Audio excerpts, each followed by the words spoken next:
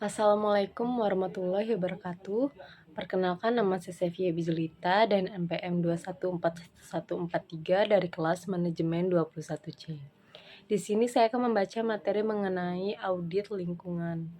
Audit lingkungan merupakan sebuah pemeriksaan sistematis untuk menilai tanggung jawab lingkungan perusahaan.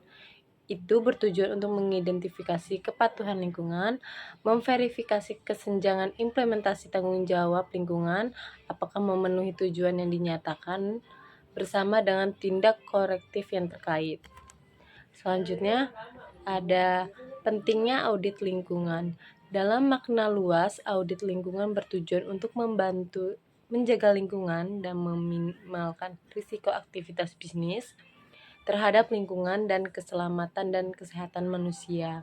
Sedangkan dalam perspektif perusahaan, tujuannya untuk memeriksakan apakah perusahaan telah mematuhi peraturan dan persyaratan lingkungan dan mencapai tujuan lingkungan yang ditetapkan sebelumnya. Audit tersebut penting karena yaitu untuk membantu reputasi perusahaan yang baik. Audit bisa memperkuat citra perusahaan, misalnya meski mungkin belum sepenuhnya patuh, upaya perbaikan yang dilakukan akan dipandang sebagai langkah positif di publik. Dan jika telah patuh itu bisa mengarah pada publiktivitas positif, mendorong publik tidak ragu untuk terus membeli produk dari perusahaan tersebut. Selanjutnya, ada jenis audit lingkungan. Yang pertama, audit kepatuhan lingkungan.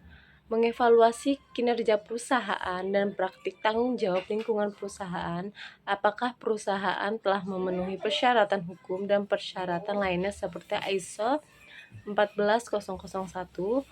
Itu biasanya paling komprehensif dan mungkin paling mahal. Yang kedua, ada audit manajemen lingkungan. Memverifikasi apakah perusahaan telah memenuhi tujuan, kebijakan, dan kinerja lingkungan yang telah ditetapkan oleh manajemen. Selanjutnya, ada manfaat audit lingkungan. Audit lingkungan dan hasilnya memberikan manfaat sebagai yang pertama, memberikan manajemen informasi tentang pengelolaan dan kinerja lingkungan perusahaan sebagai input untuk mengambil keputusan. Yang kedua, ada mengidentifikasi risiko terkait tanggung jawab lingkungan dan mengambil tindakan untuk mengamalkannya.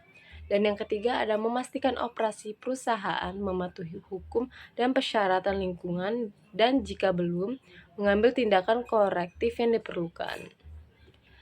Baik, terima kasih. Wassalamualaikum warahmatullahi wabarakatuh.